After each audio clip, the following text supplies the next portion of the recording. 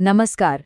हम सब अपनी जिंदगी में जाने अनजाने में कुछ गलतियां करते हैं, कुछ पाप कर बैठते हैं। पर सवाल ये है कि इनसे छुटकारा कैसे पाया जाए। गरुड़ पुराण में इसका एक बहुत ही सरल, बहुत ही सीधा रास्ता बताया गया है। तो आइए आज इसी रहस्य को समझते हैं। ये एक ऐसा सवाल है जो शायद हम सबके मन में कभी ना कभी जरूर आता है कि हमारे कर्मों का जो फल है, खासकर बुरे कर्मों का, क्या उससे बचने का कोई तरीका है। चलिए देखते हैं कि हमारे प्राचीन ग्रंथ और खास तौर पर गरुड़ पुराण इस पर क्या रोशनी डालते हैं।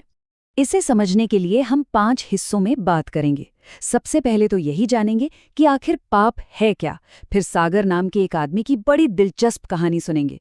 उसके बाद देखेंगे कि मुक्ति का असली मार्ग क्या है, भगवान के नाम में कितनी ताकत है, और आखिर में इस बारे में खुद मृत्यु के देवता यमराज का क्या आदेश है। तो चलिए सबसे पहले जड़ तक पहुंचते हैं। किसी भी मुश्किल का हल निकालने से पहले उस मुश्किल को समझना बहुत जरूरी है। तो गरुड़ पुराण के हिसाब से पाप की परिभाषा क्या है? देखिए, सनातन धर्म में पाप का मतलब सिर्फ कोई बुरा काम करना ही नहीं है। इसकी परिभाषा थोड़ी और गहरी है। कोई भी ऐसा काम जो ईश्वर की मर्जी के खिलाफ हो, या प्रकृति के नियमों को तोड़े, या फिर जो शास्त्रों में मना किया गया हो, उसे पाप माना गया है। ये परिभाषा हमें इस पूरे विषय को समझने में मदद करेगी। अब सिर्फ परिभाषा से बात नहीं बनेगी, है ना? चलिए इसे एक कहानी से समझते हैं। एक बहुत ही दिलचस्प कहानी है सागर नाम के एक आदमी की, जिसकी जिंदगी हमें बहुत कुछ सिखाती है। सागर की जिंदगी को देखें तो मतलब जमीन आसमान का फर्क था। एक तरफ वो इतना नेक इंसान था, दानी, सबकी मदद करने वाला, पूरा गांव उसकी इज्जत करता था।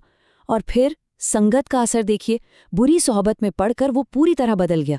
शराब, मांस, शिकार, मतलब हर उस पाप के दलदल में धंसता चला गया जहां से निकलना नामुमकिन सा लग रहा था। और फिर एक दिन कुछ साधु उसके गांव आए। जब वो सागर के दरवाजे पर पहुंचे और उसकी हालत देखी तो उन्हें बहुत गुस्सा आया। लेकिन साधुओं के गुस्से से ज्यादा सागर अपने ही हाल पर टूट चुका था।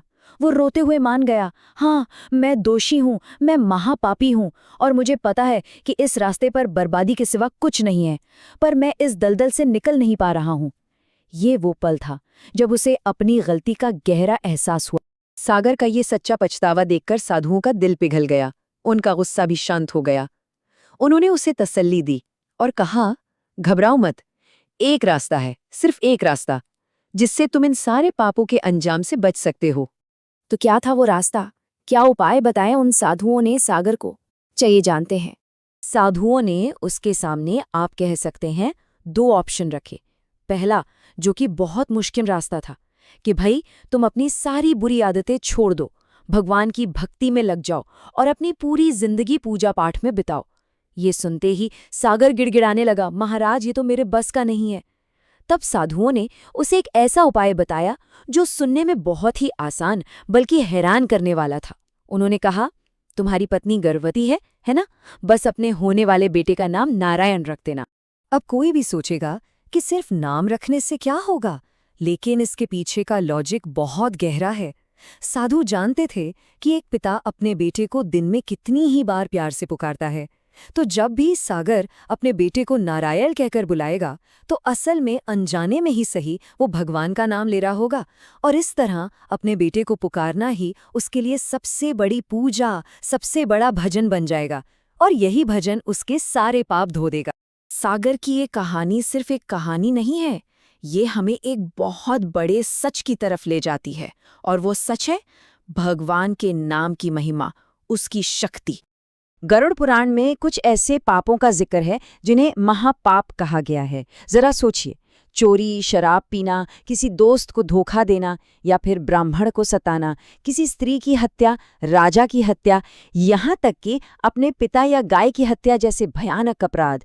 ये कितने संगीन पाप हैं, है ना? लेकिन सबसे हैरान करने वाली बात क्या है, जानते हैं?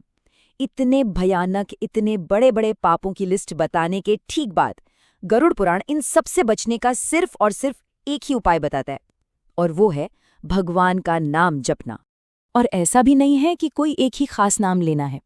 ग्रंथ साफ साफ कहता है, हरि, कृष्ण, राम, नारायण, इनमें से कोई भी नाम, पूरी श्रद्धा से लिया गया कोई भी नाम इंसान को उसके सारे पापों से मुक्त करने की ताकत रखता है। अच्छा, इस बात की गारंटी कौन देता है? खुद मृत्यु के देवता यमराज। जी हाँ, गरुड़ पुराण में बताया गया है कि उन्होंने अपने दूतों को क्या साफ साफ हुक्म दे रखा है।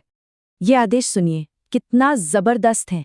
यमराज अपने यमदूतों से कहते हैं, अगर किसी इंसान के गले में तुलसी की माला हो और उसकी जबान पर मेरे स्वामी श्री हरि का नाम हो तो तुम उसे कोई तकलीफ नहीं दोगे। उसे यहाँ लाने की बात तो बहुत दूर है, तुम उसकी तरफ देखोगे भी नहीं। सोचिए, भगवान का नाम एक शील्ड की तरह, एक सुरक्षा कवच की तरह काम करता है। तो फिर सवाल उठता है कि यमदूत जाते किसके पास हैं? इसका जवाब भी यमराज ने बिल्कुल साफ दिया है। उनका आदेश है, उन लोगों को लेकर आओ जिनकी जुबान ने कभी भगवान का नाम नहीं लिया, जिनके मन ने कभी उनका ध्यान नहीं किया, जिनके सिर कभी उनके सामने झुके नहीं और जिनके कानों ने कभी उनकी कथा नहीं सुनी। तो इस सब का निचोड़ क्या है? सबसे खास बात यह है कि मुक्ति का ये रास्ता ये सबके लिए खुला है। इसमें ना तो कोई पैसा लगना है, ना ही कोई मुश्किल नियम कानून है, कोई खास वक्त या कोई खास जगह की भी पाबंदी नहीं है। इसे कभी भी, कहीं भी, किसी भी हालत में अपनाया जा सकता है। शायद इसीलिए इसे सबसे सरल और सबसे शक्तिशाली साधना कहा गया है।